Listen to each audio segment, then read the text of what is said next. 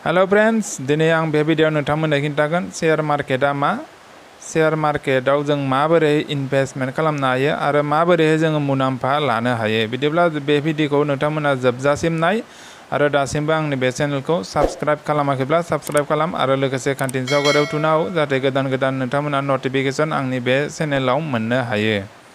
बिदिब्ला जों नायदिनि बेहाय शेयार मार्केटआ मा। शेयार मार्केटआ जाबाय गंसे बाजार जेरावनोखि जों गंसे कम्पेनिनि शेयारखौ जों बायलाय फानलाय जों बेबायदि खालामबाय थानो हायो आरो बेनिफ्राय जोङो मुलाम्फा लानो हायो। बिदिब्ला जों बेखौ माबायदि खालामगोन बेनि बागै जों डिटेल्सै जों सावरायनोसै बे भिडियोआव।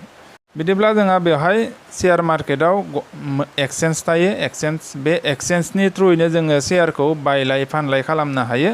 बिदिब्ला बेहाय शेयार मार्केटआव गंनै एक्सचेन्ज थायो। एक्सचेन्जआनो जाहैबाय NSE होनना बुंनाय जायो जोङो, जायखौनोखि जोङो बेहाय नेशनेल स्टक एक्सचेन्ज होनना बुंनाय जायो आरो लोगोसे मोनसेया जाहैबाय BSE, जायखौनो जोङो बम्बे स्टक एक्सचेन्ज। जोङो बांसिन जोङो NSE नि आन्डारावनो जोङो बेहाय इनभेस्टमेन्ट खालामनाय जायो, जों ट्रेडिं खालामनाय जायो NSE नि आन्डारावनो। बे शेयार मार्केटखौ नायनो थाखाय इन्डियान गभर्नमेन्टआ मोनसे अर्गेनाइजेसन दानानै होदों। बे अर्गेनाइजेसननि मुङानो जाबाय सेबि, जायखौनोखि बुङो बेनि फुल मिनिङा security exchange board of India. बेयो बेहाय शेयार मार्केटआव मा जादों मा जायाखै बेखौ बे शेयार मार्केटनि माबाफोरखौ बे सेबियानो नायबाय थायो। बे शेयार मार्केटआव सोरबा माबा मोनसे कम्पेनिया जुदि माबा मोनसे खालामोब्ला, बेवहाय माबा मोनसे थगायोब्ला, जेनेबा हमनानै ला सासे मानसिखौ हमनानै ला जायफोरा इनभेस्ट खालामदों बिसोरखौ जुदि थगायोब्ला बे सेबियानो एक्सन लायो बेनि कम्पेनिनि एगेन्स्टै। बांसिन केसावनो बेफोरबायदि जाया बा बेफोरबायदि जोबोद सिकिउर्ड बेयो शेयार मार्केटआ। बेफोरबायदि जोङो थगायनाय माबानाय बेफोरबायदि बे शेयार मार्केटआव सलिया। बे जाबाय गभर्नमेन्टआनो लानाय मोनसे बेयो बाजारखा। जों बेहाय शेयार मार्केटआव जों मोननै टाइपै जोङो बेहाय इनभेस्टमेन्ट खालामनो हायो। मोनसेखौ बुङो इन्ट्राडे आरो मोनसेखौ बुङो डेलिभारि। बिदिब्ला जों नायदोनि इन्ट्राडे माने मा। इन्ट्राडे माने जोङो दिनैनो बायनानै जाय शेयारखौ जोङो दिनैनो बायनानै दिनैनो फानगोन बेखौ जोङो इन्ट्राडे होननानै बुंनाय जायो। जेरै बाजारा बेवहाय 9:30 खुलियो, बेनिफ्राय 3:30 बेलासेनि 3:30 बेयो अफ जायो बाजारा।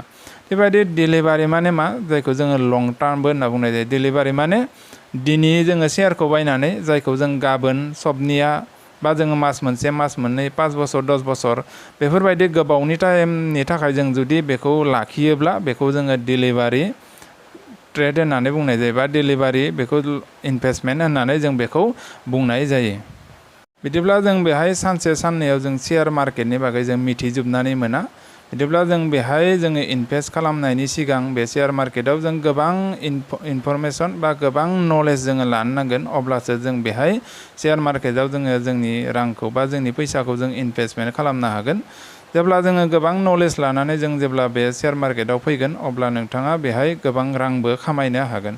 बेबायदिनो गोबां जोंहा उदाहरन दङ, जेरै राकेश जुनजुनवाला, जायनोखि जों 5,000ल' लगायदोंमोन, बेनिफ्राय दिनै बेयो 20,000 कौटिनि मालिक। थिग बेबायदिनो गोबां उदाहरन दङ। सोरबा बेबायदिनो 1,000 कौटिनि मालिक जालांदो बे शेयार मार्केटआव फैनानै, सोरबा 500 कौटि सोरबा 100 कौटि बेफोरबायदि गोबां उदाहरन दङ। बेबायदि जों जानोब्ला जोंनो बेहाय नलेज लानो नांगोन। जिखुनु जोङो बेहाय जानो हानाय जोंहा सम्भाबना दङ, नों जुदि बेहाय नलेज लानानै जों जुदि शेयार मार्केटआव फैयोब्ला। बेहाय गोबां मानसियानो भाबिनो हागौ बेहाय शेयार मार्केटआव रिस्क दं। नंगौ, रिस्क दङ, नाथाय बेहाय नों जुदि नलेज लानानै जुदि नों शेयार मार्केटआव फैयोब्ला बेहाय रिस्कआ जेब्लाबो खम जागोन। जेब्लाबो जोङो मा बुस्थुआव जोङो रिस्क गैया, सब बुस्थुआवनो रिस्क दङ जोङो जेब्ला जोङो बेनि बागै जोङो जुदि नलेज थायाब्ला। बिदिब्ला जों शेयार मार्केटआव जों एकाउन्ट खुलिनोब्ला जोङो मा नांगोन, जोंनो एकाउन्ट खुलिनोब्ला जोंनो पान कार्ड नांगोन, आधार कार्ड नांगोन। आधार कार्डआ मबाइलजों लिंक थानाय नांगोन, बेनिफ्राय बेंक एकाउन्ट। बे मोनथाम बुस्थुआ जुदि नोंसोरनियाव दङब्ला बिदिब्ला नोंथांमोना शेयार मार्केटआव एकाउन्ट खुलिनो हागोन। बिदिब्ला जोङो डिमेट एकाउन्ट जोङो खुलिफानो नांगोन। बिदिब्ला जों डिमेट एकाउन्टआ मा? डिमेट एकाउन्टआ जाहैबाय जोङो जिथु शेयार कम्पेनिनिफ्राय जों शेयार बायगोन, बे बायनाय शेयारा जोंनि बे डिमेट एकाउन्टआवसो थायो। बेखौ जोङो डिमेट एकाउन्ट होननानै बुंनाय जायो। बे डिमेट एकाउन्टआवसो जेसे जोङो शेयार बायगोन बे शेयारफोरा जोंनि बे डिमेट एकाउन्टआवसो जमा जानानै थागोन।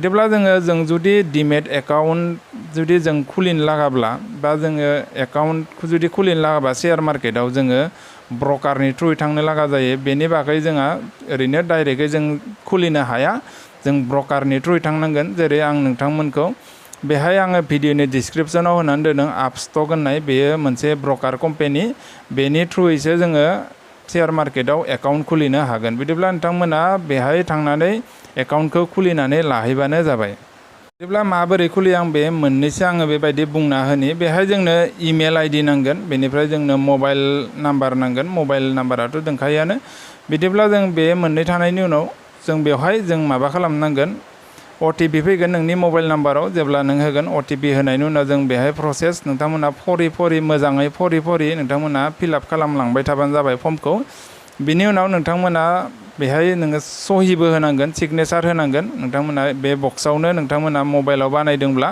मबाइलाव नोंथांमोना बक्स मोनगोन सिगनेचार होनायनि थाखाय बेहायनो नोङो बोनानै होनांगोन सिगनेचारखौ नोंनि बेनिफ्राय नोंनि फट' दिखांनो नांगोन सेल्फि लानो नांगोन बेहायनो लाइभ सेल्फि बेबायदि लानानै नों दिखांनो नांगोन बेनिफ्राय बेनि उनाव जोङो बेहाय आधार कार्डजों बेहाय लिंक खालामनांगोन नोंनि बे माबाफोरखौ बेबायदि खालामनायनि उनाव जोंनि एकाउन्टआ जानानै फैगोन बे एकाउन्टआ जोङो आपस्टकआव एकाउन्ट खुलिनायनि उनाव जोङो साननै बा सानथाम टाइम लागोन जोंनो बे एकाउन्टआ एक्टिभ जानो थाखाय बेनि उनाव नोंनियाव इउजार आइडि आरो पासवर्ड नोंनि मबाइलाव फैगोन बेखौ जोङो माबानानै बेखौ होनानै जोङो आपस्टक एपखौ जोङो लगइन खालामनो हागोन बेनिफ्रायनो जोङो बै दिननिफ्रायनो जोङो बेहाय इनभेस्टमेन्ट खालामनो हागोन जों बे शेयार मार्केटाव बिदिब्ला माबोरैहाय जोङो लगइन खालामगोन माबोरैहाय जोङो बेहाय पासवर्डखौ चेन्ज खालामगोन बेनि बागै आं नेक्स्ट मोनसे भिडिअ बानायनानै लाबोबावगोन नेक्स्टआव बिदिब्ला नोंथांमोना बेखौ नेनानै थाथ'नांगोन